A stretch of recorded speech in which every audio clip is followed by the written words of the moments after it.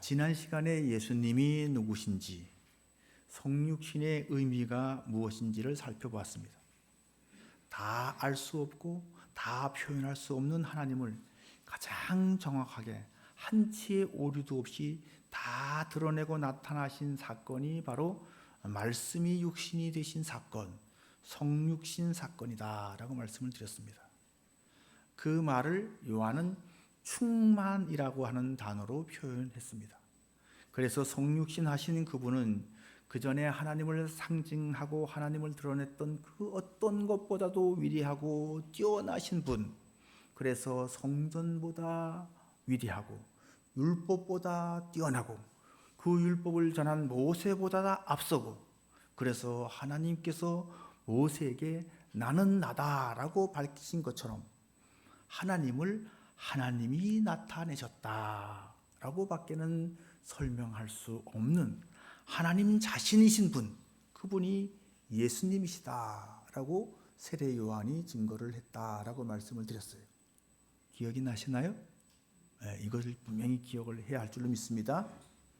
자, 오늘 본문은 그 증언을 들은 유대인들의 반응입니다.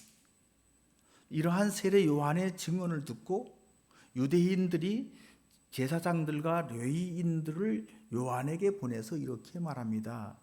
내가 누구냐? 자, 문맥 속에서 이 질문에는 많은 함축적인 의미가 담겨 있습니다. 이것은 크게 두 가지로 요약될 수가 있을 거예요. 첫째는 너는 무슨 자격으로 그런 어마어마한 말을 하느냐? 두 번째는 너는 그걸 어떻게 알았느냐라는 거예요. 그렇겠죠? 자, 너는 누구냐? 말씀을 준비하면서 저는 이 질문을 스스로 저에게도 많이 던져봤어요. 나는 누구일까? 나는 무슨 자격으로 말씀을 증거하는 것일까? 나는 내가 증거하는 것을 어떻게 알았을까? 스스로에게, 저 스스로에게도 던져보는 거예요. 여러분도 이 질문을, 너는 누구냐라고 하는 이 질문을 오늘 스스로 던지고 오늘 말씀을 통해서 그 답을 얻기를 주의 이름으로 축원합니다. 아멘. 네. 자, 세례 요한이 누구일까요? 세례 요한의 증언은 일종의 선포입니다. 일방적인 선포입니다. 이것은 과학적으로 입증되는 내용이 아닙니다. 그냥 세례 요한의 주장일 뿐입니다. 그렇습니다. 예수님이 하나님이시라는 것, 그리고 하나님이 육신을 입고 이 땅에 오신 하나님의 형상과 본체라고 하는 것, 이것을 과학적으로 입증할 수 있습니까? 없지요. 이런 지식을 계시라고 부릅니다. 계시. 이 지식은 하나님께서 알게 하신 지식이에요. 이를 알게 한 이는 이 혈육이 아니오라고 예수님께서 베드로에게 말씀하신 것처럼 하나님이 알게 하신 지식인 겁니다. 자, 이런 계시적인 지식은 입증하는 것이 아니라 일방적인 선포로 전파되는 거예요. 하나님이 천지를 창조하셨다. 이 지식은 여러분 과학적인 지식이 아니라 계시적인 지식입니다.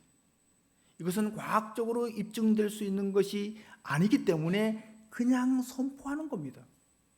그래서 모세도 태초에 하나님이 천지를 창조하시니라 이렇게 선포한 겁니다. 요한의 증언도 마찬가지입니다. 자, 그렇다면 그 선포의 내용을 들은 사람들은 그것을 믿고 받아들일 것인가 아니면 거부할 것인가를 결정해야 할 텐데, 이것을 결정하는 중요한 기준이 뭐가 될까요? 뭐를 기준으로 이것을 거부할 것인가 아니면 이것을 받아들일 것인가를 결정할 수 있을까요? 선포하는 그 사람이 누구냐라는 거예요. 그 사람이 어떤 권위를 가지고 있는 사람이냐, 그 사람이 믿을 만한 사람이냐, 이런 선포를 할 만한 자격을 갖춘 사람이냐, 그게 굉장히 중요하겠죠. 태초에 하나님이 천지를 창조하시니라. 자, 모세가 선포한 말인데 최초에 누구한테 선포한 말씀이죠? 이스라엘 백성들에게 선포한 말씀이죠. 모세는 이스라엘 백성들의 지도자였습니다. 그는 애굽에서 종살이하던 이스라엘 백성들을 해방시켜서 약속의 땅을 향해서 갈 수 있게 했습니다. 그는 율법의 수여자였고 하나님과 친히 대면하여 하나님을 아는 사람이었습니다. 그런 사람이 이 선포를 하는 겁니다. 그러니까 이스라엘 백성들이 믿었을까요? 믿지 않았을까요? 믿었지요. 왜 믿었죠? 모세가 어떤 사람인지 알기 때문에. 우리도 그걸 믿죠. 그래서 우리를 가리켜서 뭐라고 부릅니까? 새 이스라엘이라고 부르는 것입니다. 우리도 모세가 어떤 사람인 줄 알고 모세의 이야기를 통해서 하나님이 어떤 분이신지도 더 많이 우리가 알 수 있기 때문에 그것을 우리는 믿습니다. 그런데 만약 모세를 모른다면 모세가 전한 하나님도 모를 수밖에 없습니다. 그렇죠? 자, 이것을 세례 요한에게 한번 적용시켜 보겠습니다. 세례 요한을 모르면 세례 요한이 증언한 예수 그리스도도 알 수 없을 것입니다. 물론 우리는 세례 요한을 몰라도 예수님을 알 수 있습니다. 왜냐하면 예수님에 대한 증언자가 세례 요한만이 아니기 때문에. 그렇죠? 이후에 수많은 증언자들이 생겼기 때문에 세례 요한을 몰라도 예수님을 알 수 있습니다. 그러나 그 당시 예수님이 공생애를 시작하시기도 전에 예수님이 하나님이시다라고 하는 증언은 세례 요한의 증언이 유일했습니다. 그렇다면 당연히 그 증언을 처음 들었던 사람들이 너는 누구냐? 너의 그 증언의 출처가 어디에 있느냐? 라고 물을 수밖에 없는 것 아니겠습니까? 자, 그런데 오늘 요한의 대답이 뭡니까? 20절을 보겠습니다. 요한이 드러내어 말하고 숨기지 아니하니 드러내어 하는 말이 나는 그리스도가 아니라 한데. 자, 이 말이 약간 동문서답 같지 않나요? 내가 그리스도냐라고 물은 것이 아니잖아요. 그런데 왜 나는 그리스도가 아니라는 대답을 할까요? 그리스도의 그자도 나오지 않았는데. 자, 앞에서 세례 요한이 선포한 내용을 한번 잘 생각해 보십시오. 하나님이 나타내셨다. 이 선포는 창세기에서, 모세가 창세기에서 태초에 하나님이 천지를 창조하셨느니라, 이 선포보다 더 놀라운, 더 신비한 선포입니다. 그럼 유대인들은 이런 선포를 할 수 있는 자격과 실력과 수준을 갖춘 사람이 누구라고 생각할까요? 메시아이어야, 그리스도이어야 이런 선포를 할 만한 사람쯤 된다라고 생각했을 거예요. 메시아가 와서 이 말을 선포한다면 그것은 믿을 만한 선포가 되는데, 유대인들은 지금 그것을 생각하고 제사장들과 레위인들을 요한에게 보내서 내가 지금 누구냐라고 지금 묻고 있는 거예요. 자, 그러니까 이 질문은 너에게 메시아와 같은 자격과 지위와 실력이 있느냐라고 지금 묻는 거란 거예요. 자, 이 말씀을 묵상하면서 저도 저 스스로에게 묻습니다. 너는 누구냐? 너는 예수님이 하나님이라고 증거할 수 있는 어떤 자격과 위치와 어떤 실력을 갖췄느냐? 여러분은 어떻습니까? 여러분은 예수님이 하나님이시라고 하는 것을 증언할 만한 그런 자격과 지위와 실력을 갖췄습니까? 여러분, 세례 요한은 어떤 지위와 자격과 실력을 갖추었을까요? 자, 세례 요한이 그 실력과 지위를 갖췄다면 어떤 근거로 그 실력을 갖췄다고 말할 수 있을까요? 딱 하나죠. 하나님이 보냈느냐. 그렇죠? 하나님이 보낸 사람이기 때문에 그런 자격을 갖춘 거예요. 6절에 그 말씀이 나와 있습니다. 하나님께로부터 보내심을 받은 사람이 있으니 그의 이름은 요한이라. 아멘. 그가 뭐하러 왔습니까? 증언하러 왔습니다. 하나님이 증언시키기 위해서 보냈습니다. 세례 요한은 증언자로 하나님의 보내심을 받은 사람입니다. 세례 요한의 자격과 지위와 실력은 그 자신에게 있는 것이 아니라 그를 보내신 하나님께 있는 겁니다. 세례 요한은 하나님의 입이 되어서 하나님의 말씀을 증거하는 겁니다. 그럼 저와 여러분은 어떤 자격으로 복음을 증거하는 겁니까? 마찬가지가 아닌가요? 하나님의 보내심을 받았기 때문에. 아멘. 자, 마태복음 28장 19절에서 20절. 그러므로 너희는 가서 모든 민족을 제자로 삼아 아버지와 아들과 성령의 이름으로 세례를 베풀고 내가 너희에게 분부한 모든 것을 가르쳐 지키게 하라. 볼지어다 내가 세상 끝날까지 너희와 항상 함께 있으리라. 아멘. 주님께서 분명히 너희는 가서 라고 할 때 이 말씀이 우리에게 하신 말씀 아닌가요? 여러분에게 하신 말씀 아닌가요? 예수님께서 가라고 분명히 말씀하셨습니다. 예수님께서 우리를 보내신 것입니다. 뭐 하라고? 가서 증언하라고. 가서 예수님이 그리스도이심을 증언하라고. 그분이 구주시요, 그분이 왕이시요, 그분이 하나님이신 것을 증거하라고 우리를 보내셨습니다. 이것이 최고의 권위예요. 이것이 최고의 지위고 이것이 최고의 실력이에요. 우리 옆사람과 인사 나눌까요? 하나님이 보내서 왔습니다. 아멘. 한 번 더 크게 인사합시다. 하나님이 보내서 왔습니다. 여러분도 분명히 그렇게 믿습니까? 아멘. 크게 아멘 나세요. 세례 요한은 분명히 하나님께서 보내서 왔습니다. 그럼 여러분에게 한 가지 더 묻겠습니다. 그 당시 유대인들은 하나님이 보내주시기를 간절히 소망하고 있었던 사람이 있었습니다. 누구를 소망하고 기다리고 있었을까요? 하나님이 이 사람을 좀 보내주십시오. 우리에게 이 사람이 꼭 필요합니다 하고 간절히 소망하고 기다리던 그 사람이 누굴까요? 그리스도죠. 메시아죠. 그러니까 세례 요한은 백성들에게 이미 그런 기대를 가지고 있다는 것을 다 알고 있기 때문에 나는 하나님이 보내셨지만 너희들이 그렇게 간절히 사모하고 기다리는 그리스도는 아니야. 착각하지 마. 이렇게 말하는 거예요, 지금. 이제 이 배경을 잘 알겠습니까? 이렇게 말하는 내용을.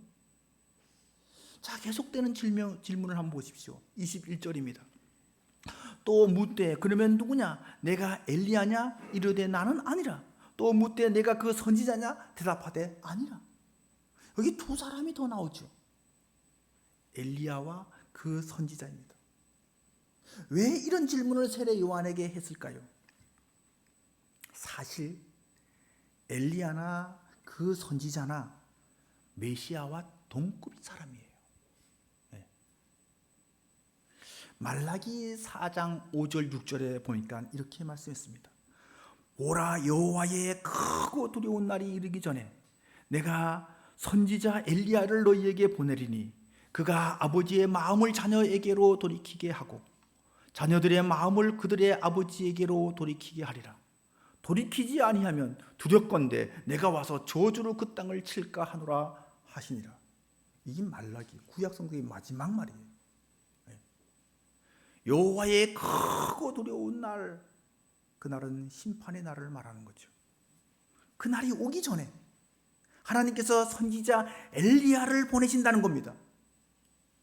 그래서 그가 아버지의 마음을 자녀에게로 돌아가게 하고 자녀의 마음을 아버지에게로 돌이킨다는 것입니다.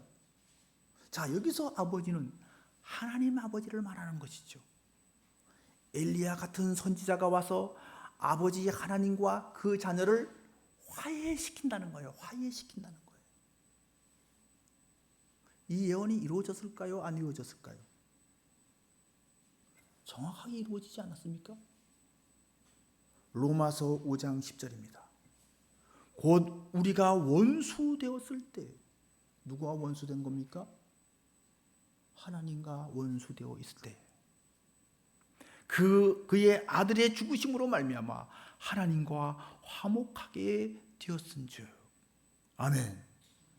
화목하게 되었은즉. 그렇습니다. 예수님께서 십자가를 지심으로 아버지의 마음을 자녀에게로, 자녀의 마음을 아버지에게로 돌려놓았다는 것입니다. 그러면 지금 누가 와서 그렇게 한다고요? 구약에, 말라기에 엘리야가 와서. 그 엘리야는 그럼 누굽니까? 예수님이잖아요. 그리스도잖아요. 동급이죠? 그죠? 자, 그 다음 그 선지자는 또 누굴까요? 자, 신명기 18장 15절에 보면 모세가 이렇게 예언을 합니다. 내 하나님 여호와께서 너희 가운데 내 형제 중에서 너를 위하여 나와 같은 선지자 하나를 일으키시리니 너희는 그의 말을 들을지니라. 아멘. 자, 모세가 예언한 나와 같은 선지자, 그것도 메시아를 의미하는 겁니다. 모세는 하나님을 대면하여 알았던 자였고 하나님을 직접 본 사람입니다. 바로 그런 사람을 하나님께서 이 땅에 다시 일으키신다는 겁니다. 그분이 바로 메시아이신 예수님. 나를 본 자는 아버지를 보았거늘. 그죠? 그렇게 말씀하셨잖아요.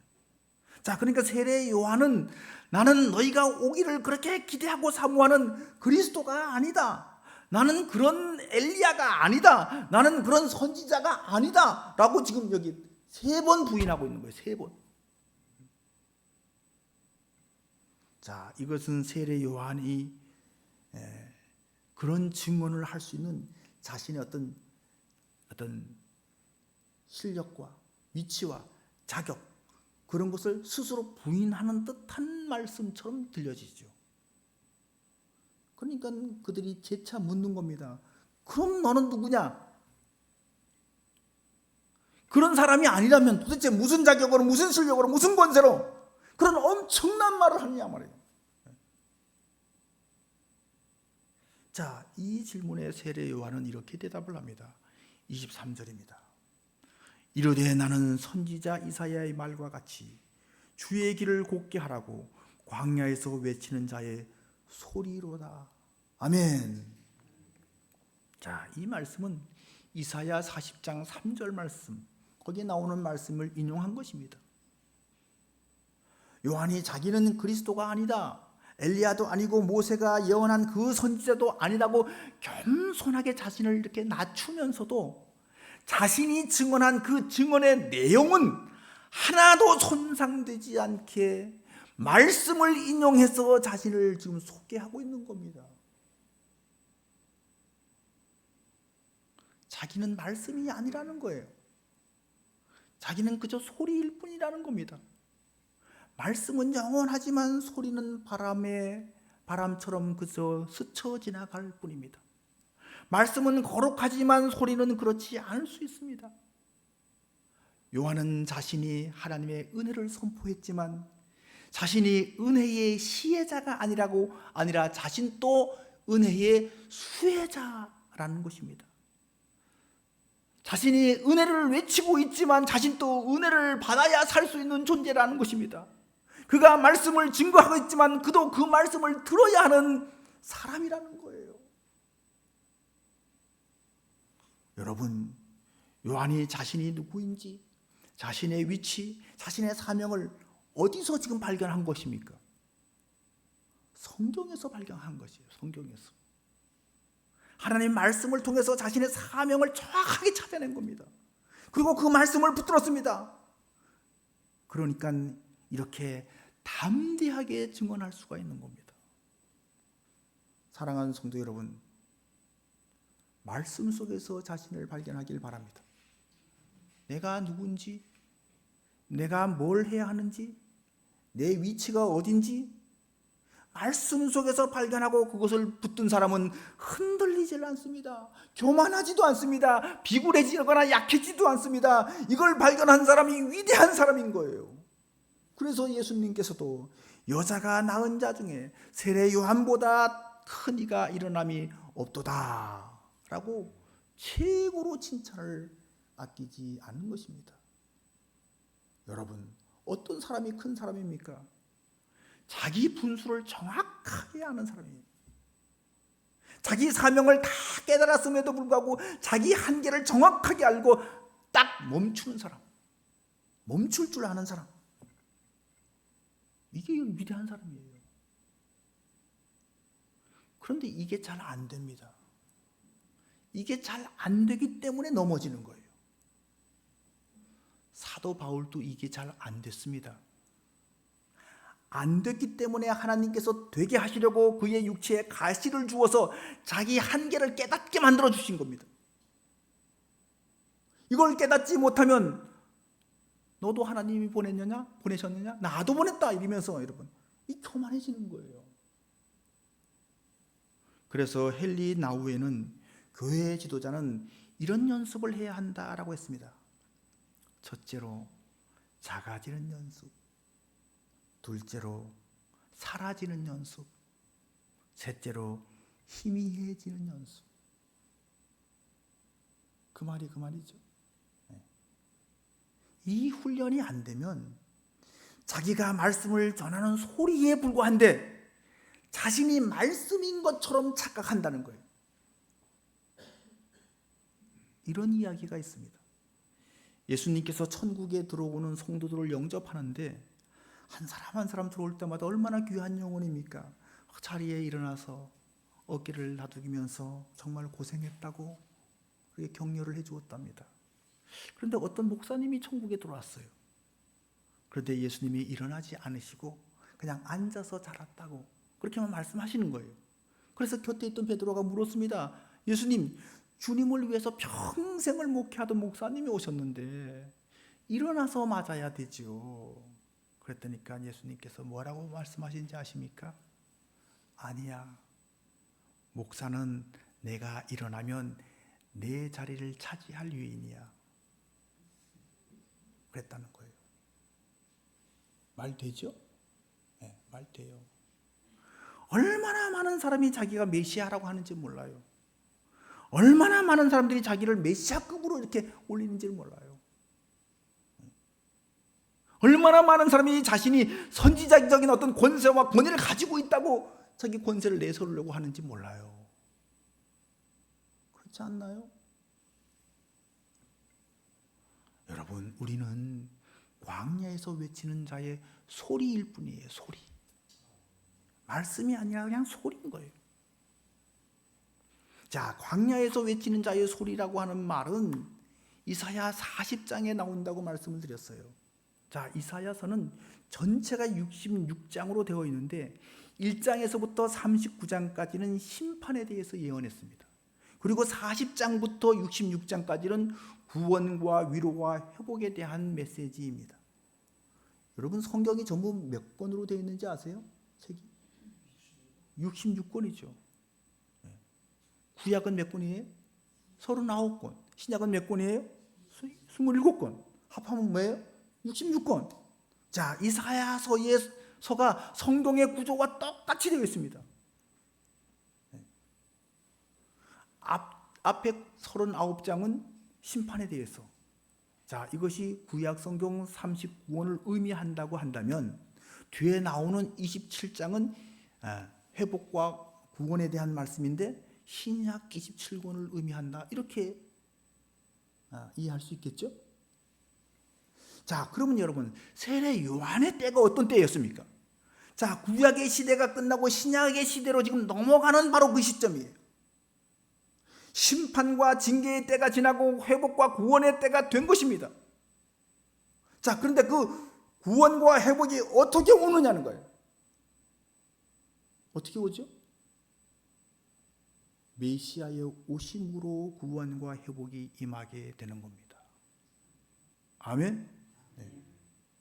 메시아가 오는 그 길을 이사야서 40장에서는 여호와의 길이다, 왕의 대로다 라고 했습니다. 여호와의 길. 자, 그러니까 메시아가 오는 길은, 그 길은 구원의 길이고 회복의 길입니다. 광야에서 외치는 자의 소리는 바로 뭐하라고? 그 길을 준비하라고, 그 길을 닦으라고 외치는 겁니다. 자, 이사야 40장 3절 5절에 나오는데 한번 띄워주세요. 자, 저 한 절씩 교독해 보겠습니다. 3절에서 5절입니다. 외치는 자의 소리여 이르되 너희는 광야에서 여호와의 길을 예비하라. 사막에서 우리 하나님의 대로를 평탄하게 하라.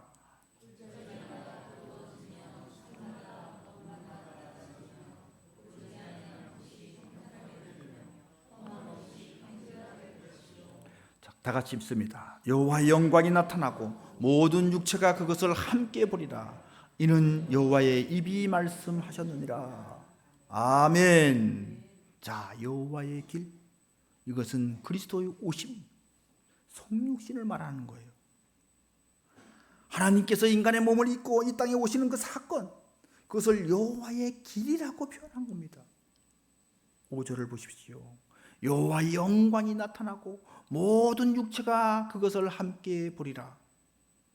그렇습니다. 말씀이 육신이 되어서 그 영광을, 그 충만을, 그 은혜를 보았습니다. 세례 요한은 바로 이것을 증언한 거죠. 이 예언대로 예수님께서 말씀이 되어서 이 땅에 오셨습니다. 그래서 신약 시대가 열린 것입니다. 구원의 시대가 된 것입니다. 그러면 여러분에게 묻습니다. 여러분은 그 영광을 보았습니까? 아버지의 독생자의 영광, 은혜와 진리가 충만한 그 영광을 보았습니까? 이걸 봐야 구원이 열린 거예요.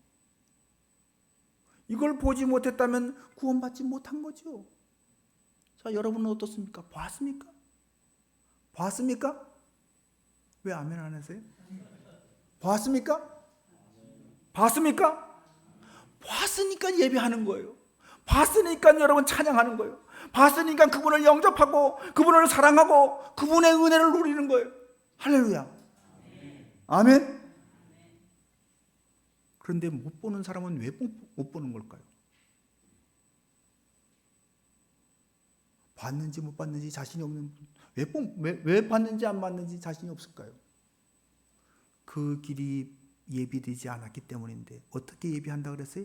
평탄하게 해서 예비한다 그랬어요. 그러니까 그 길이 여호와의 대로가 메시아에 오시는 그 길이 평탄하지 않은 거예요. 여호와의 길을 준비하는 곳이 어딘가를 잘 보십시오. 광야와 사막입니다. 광야와 사막은 예루살렘 성전을 상징하는 표현이에요. 이사야의 이 예언이 있을 당시에 예루살렘 성전은 무너져서 폐허가 되어 있습니다. 완전한 광야였습니다. 사막과 같았습니다. 하나님은 다시 그곳으로 오신다는 겁니다. 에스겔 선지자가 보았던 그런 환상과 같이 예루살렘 성전이 무너질 때 그 하나님의 영이 그곳을 떠나셨는데 그 떠나셨던 하나님의 영이 다시 오신다는 겁니다. 하나님의 영이 다시 오시는 것, 이것이 회복이고 이것이 구원입니다. 아멘. 그런데 신약의 시대를 사는 우리에게 이 영광은, 이 광야는 여러분, 이 광야는 우리의 마음 상태를 말하는 거예요. 신약에서는 우리 마음이 성전이잖아요. 주님이 어디로 오시는 거예요? 우리 마음에 오시는 거예요. 우리 마음에 오셔야 되잖아요. 우리 마음에 영접해야 되잖아요.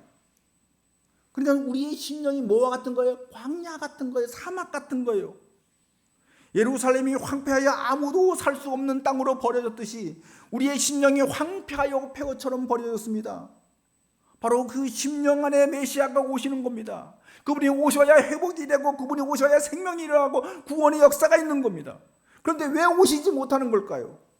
왜 아직 그 길이 예비되어 있지 않기 때문에 오시지 못하는데, 보십시오. 어떻게 예비하는지 4절에 나오잖아요.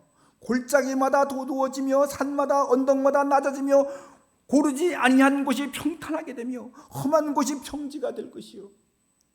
평지가 되지 못했기 때문에 못 오시는 거죠. 이 마음을 여러분 거울이라고 한번 생각해보세요. 거울.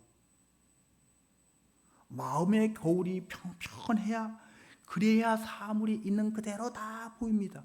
그렇죠? 그런데 굴곡이 져 있으면 어떻게 됩니까? 왜곡이 됩니다. 큰 것이 작게 보이고 작은 것이 크게 보이고 짧은 것이 길게 늘어나 보이고 긴 것이 짧게 보이고, 우리의 심령이 이렇게 굴곡이 되어서 하나님의 영광을 왜곡시키고 있기 때문에 못 보는 거예요. 그럼 어떻게 해야 되죠? 평탄케 해야 돼요. 평탄케. 자, 우리의 심령은 분노와 미움과 교만과 편견과 탐욕, 이생의 자랑과 육신의 존경, 이런 것들 때문에 우리의 마음의 거울이 찌그러져서 하나님의 영광을 보지 못합니다. 교만으로 높아진 곳을 낮추고 열등감과 패배주의의 그 낮은 골짜기가 다 메워져서 하나님의 그 영광의 모습을 온전히 볼 수 있기를 주의 이름으로 축원합니다. 자, 여러분은 누구십니까? 이 질문에 여러분은 답을 얻었습니까? 여러분은 이 질문에 뭐라고 대답할 수 있습니까? 여러분 직업이 뭐고 이름이 뭐고 어디에 살고 있고 누구 아버지고 누구 엄마고, 이게 대답이 아니죠. 나는 누구냐? 나는 하나님의 영광을 본 사람이고, 아멘. 나는 그 영광의 증언자고, 다시 말해서 광야에서 외치는 자의 소리이고, 주의 길을 예비하라고 외치는 소리, 굽은 길을 곱게 하는 소리, 높은 곳을 낮게 하고 낮은 곳을 메워서 평탄하게 하라는 그런 외치는 소리, 한순간 외치다가 사라지는 소리, 그 소리라는 겁니다. 감리교 신학대학교 교가가 생각납니다. 제 무교인데 광야에 소리치며 굽은 길 곱게 하니 그 이름은 예언자, 그 이름은 예언자. 부름받은 젊은이들 그 몸들여 단련하는 감리교 신학대학. 여러분, 하나님의 손에 들린 마이크처럼 주님의 말씀을 확장시키는 소리로, 그 소리가 어떤 심령에 들어가면, 그 소리에 성령이 역사하면 그것은 그냥 소리가 아니라 말씀으로 변화될 거예요. 그 소리를 듣고 회개하고 아멘하고 돌이키는 사람에게는 그 소리가 그냥 소리로 있는 것이 아니라 그 심령 안에서 그것이 말씀으로 살아 역사할 것입니다. 나는 있다가 사라지는 소리에 불과하지만 말씀으로 그 심령 안에 들어갈 때 살아 역사하는 말씀, 영과 혼과 골수와 관절을 찔러 쪼개는 말씀이 될 겁니다. 광야에다가 외치는 소리, 아무것도 없고 어떤 반응도 없을 것 같은 그 광야 같은 곳에다가 외치지만 성령이 역사할 때 거기에 회개가 일어나고 변화가 일어나고 생명의 역사가 있게 될 줄로 믿습니다. 바로 그 소리, 광야에서 외치는 하나님이 보낸 소리가 다 될 수 있기를 주의 이름으로 축원합니다. 아멘. 기도하겠습니다.